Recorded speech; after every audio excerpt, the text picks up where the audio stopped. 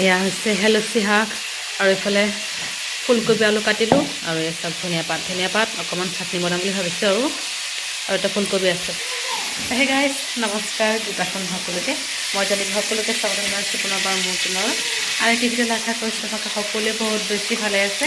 আপোনালোকৰ ভালে আছে, আপোনালোকে সকলোকে লগত লৈ ব্লগটো ষ্টাৰ্ট কৰিছোঁ। এতিয়া দিব কাৰণে বনাই আছোঁ মাছ হৈছিলে, মাছৰ লগত পাব ফুলকবি আলু খুৱাইছোঁ।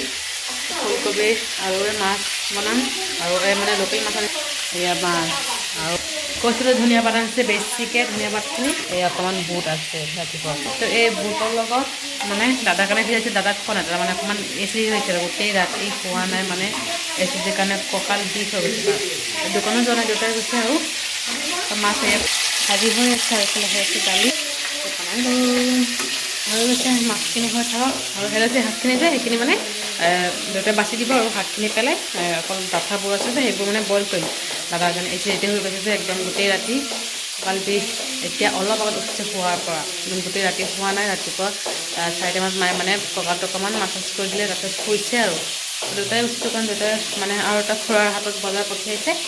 তো যে ধৰক আজি ব্লগটো এনেকৈ ষ্টাৰ্ট কৰিছোঁ, তাতে ভাষালৈকে দিনটো কি হয় খাব চেষ্টা কৰিম। দেউতাই ফালে দাগীৰ লগত গান গাইছে, পূৰা হাল্লা আৰু কি কৰিম অকণমান স্কিপ কৰিব আৰু হাল্লাখিনি পটাপট বনাই মেলি লওঁ। মাছ ভাজি হৈছে, তাতে চব্জিখিনি বনাম। অলৰেডি মছলাও হৈ গৈছে, মানে শ্বৰ্টকাট আৰু ইমান মানে ঝামেলা নকৰোঁ আৰু মাছ কেইটামান ৰাখিছোঁ সৰু সৰু পিচ ভাজি খাবলৈ আৰু 4 পিচ এইখিনি ভাজি কৰিম আৰু মানে চব্জিত দিম আৰু ফুলকবি আৰু আলুখিনি অকণমানি ভাজি কৰিছোঁ আৰু এইখিনি হৈছে মাছ ভাজি আৰু এই আমাৰ এইফালে উৎপাত।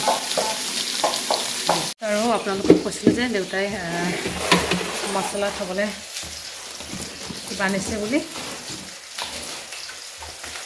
এটা খুলিলোঁ। এয়া মানে পেক কৰা ষ্টাফ ইমান ধুনীয়া। আৰু 2 দিনমান আগত আনিলে মানে জলফাইৰ আচাৰ বনাব পাৰিতো হয়। জলফাই শেষ আৰু এয়া এটা খুলিলে অলৰেডি। এয়া চাওক ইমান ধুনীয়া মছলা থ'বলৈ, ফ্লিপকাৰ্টৰ পৰা আনিছে। দেউতাই অনলাইন কৰিছে কালি আনিছে আৰু গমেই নাপাওঁ, যোৱাকালি লৈ আহোঁতেহে গম পাইছোঁ। কি কোৱাচোন কি এই গাড়ীৰ কাৰণে কিবা খেলা বস্তু নেকি? গাড়ীৰ কাৰণে খেলা বস্তু চাব দি আছে, যাতে চোৱাই নাই। সদায় বাৰ্থডেও আহি আছে, একেবাৰে বাৰ্থডেত অহাকৈ দিম আৰু এয়া হৈছে ধনিয়া পাত আৰু বুটৰ চাটনি। এইটো 2টামান নহৰু আৰু জলকীয়া দিছোঁ।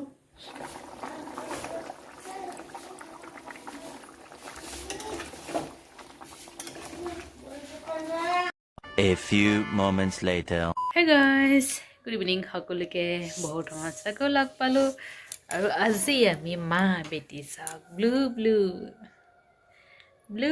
ইছ লিপষ্টিকৰ বাছৰ এই মুখাডাল চাওক, লাগেই মানে তাই, নহ'লে মানে তাই নামি যাব। দিলোঁ আৰু মা গৈছে মানে ইয়াতে আমাৰ এই উত্তৰ ফালে কৰণীত ঝটপট পূজা হৈ আছে, তাতে মানে গৈছে। সন্ধিয়াতে হয়, অহা নাই এতিয়ালৈকে।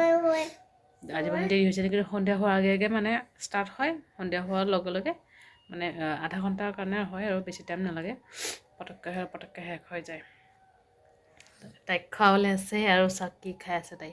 আজি আমি মা বেটি ব্লু আজি মানে কি এতিয়া কি কলগেট, লিপষ্টিকৰ মুখা। মাহক আহিলে চাহ বনাম আৰু আজিও তাই পটি কৰা নাই জানেনে। কালি ৰাতি কৰিছে, এনেকুৱা টাইমত কৰিছে। আজি মানে কৰা নাই, তাই কৰে নে নাইবা 2-3বাৰমান বহালোঁ, তাই নকৰে, মানে খেলি মেলি হৈ গৈছে। আৰু গাজৰ খুৱাইছোঁ যে সদায়, কালি অমিতাক খুৱাই দিব লাগিব। অমিতা আছে গছত, আমাৰ দেউতাই লগাইছে গছ, তাতে মানে হৈছে অমিতা দেই। খালোঁ 2টামান খালোঁ, মানে দালিত দি খালোঁ। এনেই দালিত দিয়ে খাওঁ, এনেই চব্জিটো খাবলৈ একদম বেয়া পাওঁ। দালিত দি খোৱা হৈছে। কালি এটা পাৰিব লাগিব তাইৰ কাৰণে, পাৰি মেলি তাইক খিচিৰি অকণমান দিব লাগিব। পতিটো চাগে টান হৈছে, সেইকাৰণে ৰেগুলাৰ গাজৰ খুৱাইছোঁ। ইমান দিন খোৱা নাছিলোঁ, আজি হ'ল আৰু এসপ্তাহমান হ'ল ৰেগুলাৰ খুৱাই আছোঁ। গাজৰ খালেনো পতি অকণমান টাইট হয়। কি পাপা ইমান কষ্ট, তাইক কাপোৰ পিন্ধাওঁতে বহুত কষ্ট, বাপৰে বাপ কান্দি মেলি শেষ। ৰাতি আকৌ চুৱেটাৰ জেকেট চব মানে খুলি দিওঁ, বেলেগ এটা স্পৰ্টিং আছে হাত দীঘল মানে বুকুৰ ফালে বুটাম সেইটো পিন্ধাই দিওঁ ৰাতি নহ'লে এইবিলাক পিন্ধিছোঁ তাইক খোৱাও মানে পূৰা উৎপাত লগাব শুব নিদিব নিজেও নহ'ব মোকো শুব নিদিব পূৰা উৎপাত লগাব এনেহ'লে আমাৰ ৰাতি একো প্ৰব্লেম নাই দেই মোৰ লক্ষ্মীজনী না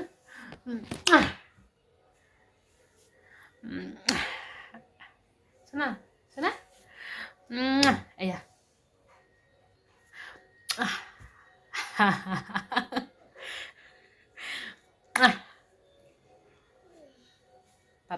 পাত্তা নিদিয়ে ছোৱালীজনীয়ে মোক মাহিৰে লাহেকৈ চাহ বনাম আৰু দেউতা ওলাই আছে দোকান যাবলৈ দি খোৱালোঁ আৰু দাদা আহিছে মুড়ি খাব বাহিৰৰ বস্তু একো খোৱা নাই একদম পুৰা কষ্ট পাইছে দেই আজি কঁকাল বিষ হৈ গৈছে গেছৰ কাৰণে পৰা মুড়ি খাব বোলে মুড়ি অকণমান দিওঁ আৰু গুড় অকণমান দি আহোঁ পেটৰ কাৰণে ভাল আৰু টাইম টু টাইম ভাত খোৱা মানে অকণমান খেলি মেলি হয় দাদাৰ দুপৰীয়া ঠিকে আহি পিনে শুৱে উঠে আকৌ কেতিয়াবা 4টাত খায় কেতিয়াবা 3টা খায় ৰাতিও মানে তেনেকৈ দেৰি হয় মানে ভাত খাওঁতে ঘৰত পটককৈ আহে 10টা 10:30 আহি যায় কিন্তু খাওঁতে মানে দেৰি হৈছে তেনেকৈ মানে মই বেছি অকণ গুড় উলিয়াই লওঁ চাহ পানী খাই আজৰি আৰু এইফালে উৎপাত আৰম্ভ এয়া চোনা